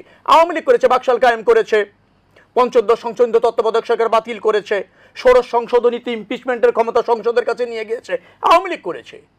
এদেশে তো সংবিধানটাকে কার্যকরী করেছি আমরা, জনবান্ধব করেছি আমরা। তুমি তো কি বললেন আমি কিছু জানি না। এগুলি কোনোদিন চেয়েছে যে রাষ্ট্রপতি, প্রধান বিচারপতি কিভাবে রাষ্ট্রপতি হবে? কোথায় পেলেন এটা? প্রধান বিচারপতি উনি হয়তো বোঝাতে চেয়েছেন যে প্রধান বিচারপতি নিয়োগের ক্ষেত্রে মানে রাষ্ট্রপতি নিয়োগ দেওয়ার ক্ষমতা। তো প্রধান বিচারপতি রাষ্ট্রপতি নিয়োগ দেন, রাষ্ট্রপতি দুটি কাজই করতে পারেন, প্রধান বিচারপতি নিয়োগ আর সংসদের মেজরিটি পার্টির প্রধানকে তার সরকার গঠন করে প্রধানমন্ত্রী নিয়োগ, এই দুটোই কাজই তো রাষ্ট্রপতি করতে পারেন। আমরা শোনেন, এই যে কথাগুলি বলেন না, সমস্যা যে বলে দিলেন যে ঘোষণাপত্র কোনটা দেওয়ার কে? জাতির অর্জন। উনি যদি ঘোষণাপত্র দেন ওটা তো এনসিপির ঘোষণাপত্র হবে, দলের। জাতির অর্জনে এনসিপি ঘোষণাপত্র দেওয়ার ক্ষমতা রাখে। জুলাই ঘোষণাপত্র, জুলাই সনদ আহত এবং নিহতদের স্বীকৃতি দিয়ে করা হবে। যারা আহত এবং নিহত হয়েছে সব কি উনাদের লোক নাকি? এই জাতির সন্তান, আমাদেরই আছে 522 জন। তো উনি কেন দলীয় ভাবে দিতে চান? আমরা জাতীয় ঐক্যমতের ভিত্তিতে দিতে চাই। আমরা বাদ দিতে চাই নাই। জি জি জি। আর আমরা তো এনসিপি একা, এনসিপি এটা তো ডিসেম্বরে এনসিপি ছিলই না তখন। তো আপনি জাতির ঘোষণাপত্র দেওয়ার আপনি কে? আপনি কে জাতির ঘোষণাপত্র দেওয়ার আপনি কে? আমি একটু জানতে চাই আপনার কাছে। এটা তো আপনি যে জাতীয় অর্জনের ঘোষণাপত্র আপনারা কয়েকজন মক দেওয়ার কে? নাহিদ ইসলাম বলেছে, এটা নাহিদ ইসলাম এক দফার ঘোষক। যখন এনসিপি ছিল এক দফার আন্দোলন চলতেছে আরো 5-7 বছর আগের থেকে। আপনাদের ছিল কোটা সংস্কারের আন্দোলন, এক দফার আন্দোলন ছিল আমাদের। সরকার দমন পীড়ন করেছে বিদায় পরবর্তীতে আপনারা এক দফায় এসেছেন। আপনারা 15 বছরের আন্দোলনের একটা বাস্তব রূপ দিতে পারেন নাই। আরো স্পষ্ট তো এই জুলাইয়ে আপনারা স্পষ্ট করে বলেছেন আমরা এই আন্দোলনের সাথে নাই। আমরা প্রথমে নৈতিকভাবে ছিলাম সমর্থক, পরবর্তীতে এক দফার আন্দোলন আসলে ওই আন্দোলন আমাদের আন্দোলন, আমাদের শোনেন। আপনারা তো আন্দোলন প্রত্যাহার করে নিয়েছিলেন, 5 দিন ডিবিতে গিয়ে আন্দোলনটা প্রত্যাহার করে নিয়েছিলেন, বলেছিলেন সরকার দাবি মেনেছে, আন্দোলন প্রত্যাহার করলাম। আন্দোলন আমরাই কন্টিনিউ করেছিলাম, জাতি কন্টিনিউ করেছে, ওই আন্দোলন তো প্রত্যাহার করেছে আপনাদের নেতারা। এবং এও বলেছে স্কুল কলেজ খুলে দেন। আমাদের অনাকাঙ্ক্ষিত ভাবে কিছু ছেলে পেলে জীবন দিয়েছে, আমরা সরকার দাবি মেনে দিয়েছে, আমরা আন্দোলন প্রত্যাহার করলাম। আপনাদের এই 6 নেতা বলেছে ডিবি কার্যালয়ে বসে আন্দোলন প্রত্যাহার হয়েছে? হয়নি, কারণ জাতি সব রাজনৈতিক দল এক দফার আন্দোলনে সামিল হয়ে শেখ হাসিনার পতন নিশ্চিত করেছে। জুলাই ঘোষণাপত্রের দরকার আছে, সনদেরও দরকার আছে, সেটা সরকার করবে জাতীয় ঐক্যমতের ভিত্তিতে। আপনি যদি করেন ওটা হবে আপনার দলের ঘোষণাপত্র, আপনার দলের সনদ, নট জাতির সনদ। জাতির সনদ যদি হতে হয় সব রাজনৈতিক দল আলোচনার ভিত্তিতে যে বিষয়গুলিতে একমত হবে সেটাই সনদ হবে। ঘোষণা হয় তখন বিএনপি কোথায় ছিল? আপনারা যে এটা আটকাচ্ছেন, জাতি তো আমাদের সাথে আছে। তো জাতির সাথে আছে, জাতীয় নির্বাচনে যান, জাতির সমর্থন নিয়ে আসেন। আপনার সাথে যদি জাতি থাকে, আপনি জাতীয় নির্বাচনে এজেন্ডা নিয়ে যান, নির্বাচিত হয়ে এসে করেন, সেখানে অনীহা কেন? আপনাদের দেখেন ব্যবহারটা দেখেন, আপনাদের ব্যবহারটা দেখেন। আপনারা ক্ষমতায় আসার আগেই মানুষকে মারতে চান, এমন ভাবে কথা বলেন। ও আচ্ছা, আপনার লেগেছে, আপনার কথা বললে লেগেছে। দেখেন না আপনাদের ব্যবহারটা, কথা বলতে গেলে লেগে যায়। জনপ্রতিনিধি হবেন কি করে, জনসেবা করবেন কি করে, কিভাবে করবেন? আমরা জনসেবা করব কিভাবে? যখন ন্যায্য কথা শোনেন গোত্রদাহ হয়ে গেলে তো সম্ভব না। আপনি অন্য রাজনৈতিক দল 17 বছরের সংগ্রাম, গুম খুন আনথরাইজ কিলিং, জেল জুলুম অত্যাচার যারা 17 বছরে কেটেছে, তাদেরকে রাজনৈতিক শক্তি মনে করলেন না, তাদেরকে জুলাই যুদ্ধ মনে করলেন না। জুলাই যুদ্ধ আপনারা হয়ে গেলেন সব। 17 বছর এই দলের প্রধান থেকে শুরু করে গুম আনথরাইজ কিলিং, জেল জুলুম, 60 লাখের উপর আসামি, মামলা আসামি 60 লক্ষ, 1,30,000 আপনার মামলা শেষ করে জীবন দিয়ে শেখ হাসিনার পতন ত্বরান্বিত করলাম, নেতৃত্ব দিলাম। আপনার কাছে মনে হলো না আপনারা জুলাই যুদ্ধে, আমরা কিছু না? আপনারা কিন্তু কথা মিসইন্টারপ্রেট করছেন। দেখেন আপনার আচরণটা দেখেন। আমি রাজনীতিবিদ, আমার আচরণে এরকমই প্রতিবাদ প্রতিরোধ এইটা করেছি হাসিনার বিরুদ্ধে 17 বছর, এইভাবে করেছি, এইভাবে আপনাকে যেভাবে বলছি। আমরা একটু হুমায়রা নূরের কাছে শুনবো। জি, দেখেন সব দোষ বিএনপি, সব কারেকশন বিএনপির হতে হবে। দেখেন আমি কিন্তু উনি আমার কথার মাঝখানে কিন্তু উনি জি জি আপনি বলুন, অসুবিধা নাই, আপনি বলুন। এটা জাতি তো দেখবে। জি জি, যে ওনারা অ্যাডভোকেট হুমায়রা নূর আপনি বলুন। এখনো আমরা কিন্তু এই মুহূর্তেও আমি একটা জনসমাগমের মাঝখানে আছি। আমি একটা পাবলিক টেলিভিশন আছি, উনি আমাকে যেভাবে বকাঝকা করছেন এটাও কিন্তু মানুষ শুনবে, অসুবিধা নাই। কিন্তু আমরা মানুষের সমর্থন আছি কিনা সেইটা আমরা রাস্তায় নেমে এসে দেখছি। আমাদের দলটা মাত্র শুরু হয়েছে ফেব্রুয়ারি মাসের 28 তারিখে, আমরা যাত্রা শুরু করেছি, আমরা গুছিয়ে উঠবো। আমরা কিন্তু ক্ষমতাকামী না, আমরা সংসদে আসার জন্য, ক্ষমতা দখল করার জন্য আমরা লালায়িত না। কেন আপনাদের নেতা তো বলেছে, একটু বলেন, আপনার নেতা তো বলেছেন যে সংসদে আপনারা 300 আসন পাবেন, সরকার আপনারা গঠন করবেনই, কেন লালায়িত না? আপনাদের নেতা তো বলেই দিয়েছে যে আপনারা সরকার গঠন করবেনই, সংসদে থাকবেনই মেজরিটিতে। জি জি, মানুষ দেখবে, আপনি চিৎকার করতে থাকেন। জি না না, আমার কথা শেষ করার আগে আপনি চিৎকার করতে থাকেন, মানুষ শুনছে। আচ্ছা, হুমায়রা নূর উনি যেটি বলছেন যে আপনাদের নেতৃত্ব পর্যায় থেকে বলা হয়েছে যে আপনারা সংসদে প্রতিনিধিত্ব করবেন, সরকার গঠন করবেন, 400 আসন পাবেন, আপনি বলছেন সংসদে যাওয়ার জন্য লালায়িত না, বিষয়টি কি সাংঘর্ষিক কিনা? এই যে আমি একটা রাজনৈতিক দল করতে কখন বাধ্য হলাম? আমার নেতা তো এটাও বলেছে যে আমরা রাজনৈতিক দল করতে চাই নাই। কেন বলেছে এটা? সেই কথা, একটা কথার সাথে তো আরেকটা কথা আপনি গুছিয়ে বলবেন। জি, আমরা রাজনীতি কেন করতে আসলাম? একটা সামান্য জুলাই প্রোক্লেমেশন আমরা পাইলাম না, তারপরে সেটা ডিসেম্বরের দাবি ছিল, আমাদেরকে ঘুরাইতে ঘুরাইতে আজ পর্যন্ত আমরা এই অবস্থানে এসেছি। তারপরে আমরা বাধ্য হয়ে ফেব্রুয়ারি মাসে 28 তারিখে রাজনৈতিক দল গঠন করলাম। একটা রাজনৈতিক দল যখন গঠন করলাম, তখন রাজনীতির মাঠে আমাদেরকে টিকে থাকার জন্য কেন আসতে হইলো? এই জন্যই আসতে হইলো যে জনগণের যেই ম্যান্ডেটটা, জনগণের যেই আশা আকাঙ্ক্ষা, সেটা বাস্তবায়নের জন্য আমাকে রাজনীতিতে নামতে হয়েছে এবং প্রতিনিয়ত আমাকে যুদ্ধ করতে হচ্ছে। একটা জায়গায় কথা বলতে আসলে দুইটা কথা শান্তিতে বলতে পারি না, এমন চিৎকার চেঁচামেচি শুরু হয়ে যায়। রাস্তার অবস্থা তো বললামই না।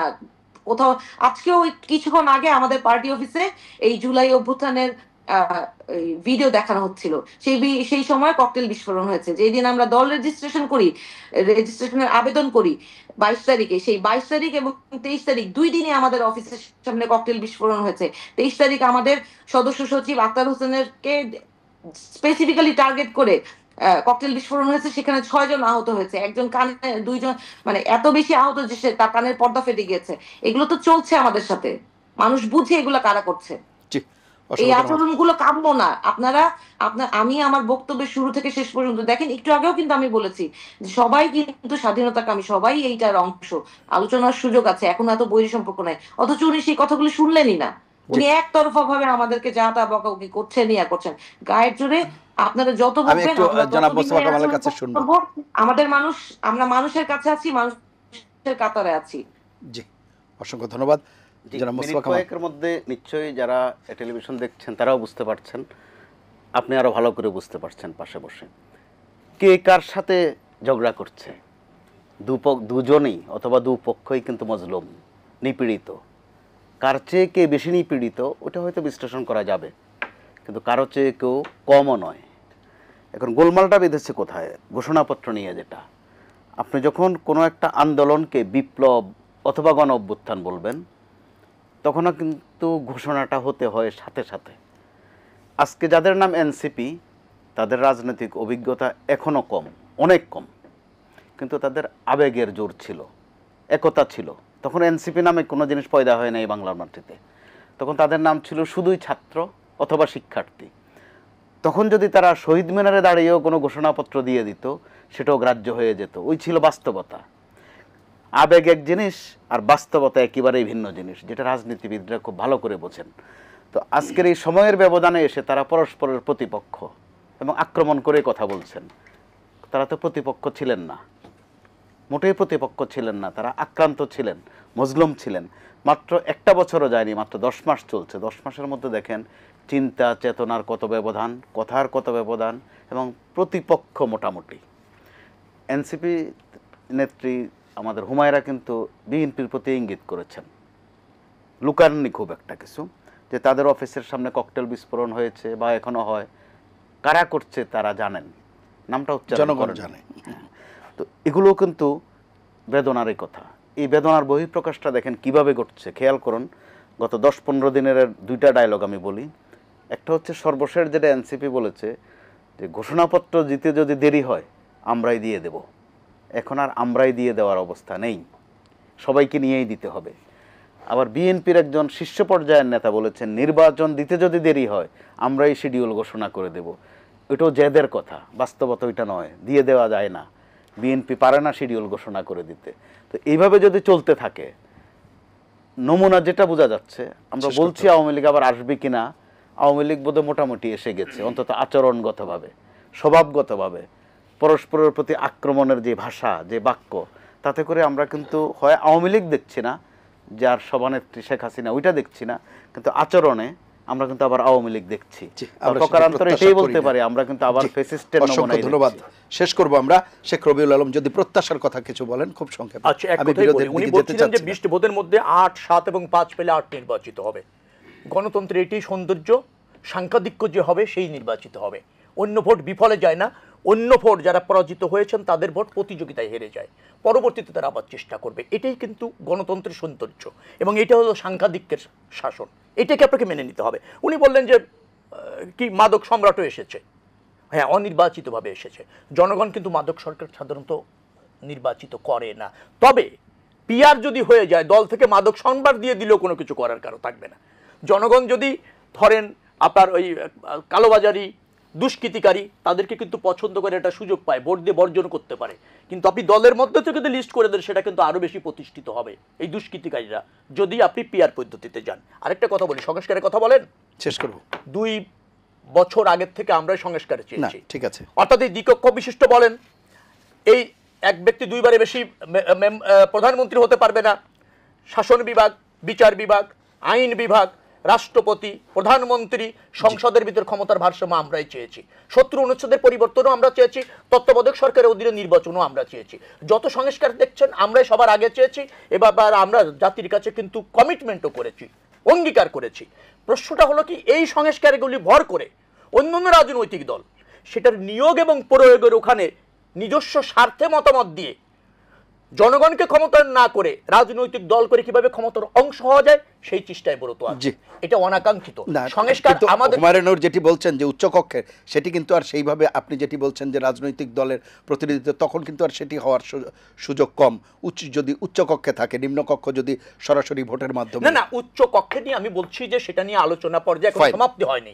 বিএনপি তার অবস্থান বলেছে যে নিম্নকক্ষের সাংখ্যিকের ভিত্তিতে উচ্চকক্ষ হবে, অন্যরা বলছে যে না পিআর পদ্ধতিতে হবে। সেটা নিয়ে একটা সমঝোতায় আসা যেতে পারে আলোচনা করে। কিন্তু যে পর্যায়ে উনারা বলছেন সেটা গণতন্ত্রের সাথে সাংঘর্ষিক, এদেশের রাজনীতির সাথে সাংঘর্ষিক, এদেশের মনে করেন জনগণের প্রত্যক্ষ ভোটের প্রতি অবজ্ঞা, অশ্রদ্ধা, অবিশ্বাস, যেটা গণতন্ত্রের জন্য অন্তরায়, সেটা কাম্য হতে পারে না। অসংখ্য ধন্যবাদ হুমায়ুন। আমরা একটু প্রত্যাশার কথাই শুনতে চাই, কারণ ঐক্যের মাধ্যমেই তো আসলে মত পার্থক্য থাকবে, কিন্তু তারপরও বেসিক কিছু জায়গাগুলোতে দেশ এবং জাতির গ্রেটার ইন্টারেস্টে তো আপনারা অবশ্যই একমত হবেন। সেই বিষয়টি যদি খুব সংক্ষেপে 30 সেকেন্ডে যুক্ত করেন কিছু। আমি কিন্তু একটা প্রত্যাশার কথা অলরেডি শুনেছি। আমি আশাবাদী, রবিউল ভাই বলেছে যে আমাদের যে প্রস্তাব, সেই প্রস্তাব আলোচনা হতে পারে এবং সেই বিষয়ে একটা সিদ্ধান্ত হতে পারে। সুতরাং এত আমাদের মধ্যে আলোচনা হবে, ডিবেট হবে, রাগারাগি হবে, কিন্তু দিন শেষে কিন্তু আমরা আসলে যেহেতু দেশের ভালো চাই, মানুষের ভালো চাই, সুতরাং আলোচনার মাধ্যমে সমাধান আসবে এই কথা বলেই কিন্তু আমরা শেষ করতে চাই। এই কারণে যে দিন শেষে দেশটা আমার, দেশটা ভালোভাবে গুছানোর দায়িত্ব আমাদেরই। সুতরাং দেশের ভালোর কথা চিন্তা করে যেটা ভালো হবে, মানুষের জন্য যেটা ভালো হবে, সেটাই আমাদের করতে হবে। এটাই মাথায় রাখতে হবে প্রথমে। ধন্যবাদ। অসংখ্য ধন্যবাদ আপনাদের তিনজনকে অনুষ্ঠানে অংশ নেওয়ার জন্য। প্রিয় দর্শক, এই ছিল আজকের এটিএন সংলাপ।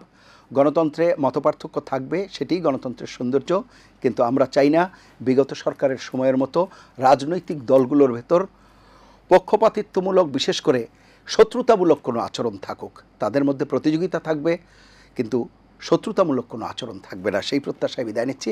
সবাই ভালো থাকবেন, সুস্থ থাকবেন। আশা করি এটিএন বাংলার সঙ্গেই থাকবেন। আল্লাহ হাফেজ।